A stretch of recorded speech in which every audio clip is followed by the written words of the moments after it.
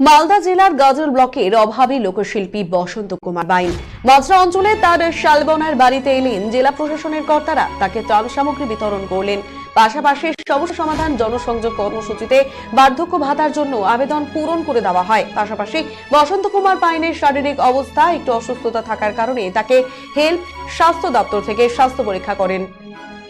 সমস্যা সমাধান জনসংযোগ কর্মসূচিতে উপস্থিত ছিলেন সদর মহকুমা শাসক পঙ্কজ কুমার তামাং, গাজলের বিডিও সুদীপ্ত বিশ্বাস, পঞ্চায়েত সমিতির সভাপতি মোজাম্মেল হোসেন সহ অন্যান্যরা। অভিযোগ, তিনি 22 বছর ধরে গাজলে বসবাস করেন। এছাড়াও বসন্ত কুমারের স্ত্রী কান্দনী বাইন গত 22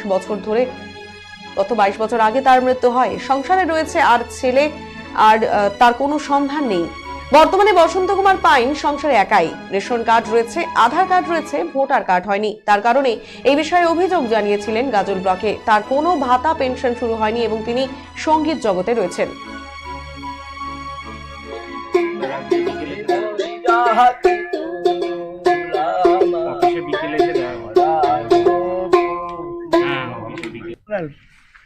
ভালো লাগছে বাবা। হ্যাঁ, কি কি অসুবিধা ছিল? আগে তো কর্মহীন, আমার বৃদ্ধ ভাতার জন্যে, তারপরে আরও অনেক অসুবিধা আছে, সংসারের ব্যাপার, এটাই অসুবিধা।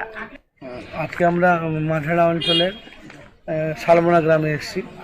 এখানে মাননীয় জেলা শাসক নির্দেশে এবং এইচডিও সাহেব এখানে এসেছিলেন। এইচডিও সাহেব বলার পরে আমার বিডিও সাহেব পুরো টিম গাজল ব্লকের সমস্ত আধিকারিক নিয়ে আমার পর্যায় সমিতি আমরা সাথে নিয়ে আজকে আমরা বসন্ত কুমার বাইন যে ভদ্রলোক যিনি আছেন, বাউল শিল্পী, ওনার বাড়িতে আমরা এসেছি। এবং আমার বিডিও সাহেব যত রকম সুযোগ সুবিধা দেওয়া যায়, সরকারি পরিষেবা, আপনার রেশন থেকে শুরু করে ওল্ড এজ পেনশন থেকে শুরু করে আপনার আর যে সমস্ত সুযোগ সুবিধা আছে সে সমস্ত, এবং কিছু সামগ্রী এনে ওনাকে যুদ্ধকালীন তৎপরতায় উনি আমাদের বিডিও সাহেব ব্যবস্থা করে দিয়েছেন। যাই হোক, উনি খুব আনন্দিত বাইনবাবু। এবং বিডিও সাহেব আরও বললেন, যদি উনিকে একাকিত্ব বোধ করেন তাহলে বিডিও অফিসে ওনার থাকার ব্যবস্থা করে দেওয়ার চিন্তাভাবনা করেছেন। খুব অতি উত্তম উদ্যোগ এবং ভালো উদ্যোগ, এটাতে আমরা সাধুবাদ। জেলা শাসকের নির্দেশে আজকে আমরা বিডিও সাহেব আছেন গাজলে এসেছি। আমরা জানতে পারছি আমাদের একজন বয়স্ক বসন্ত কুমার বাইন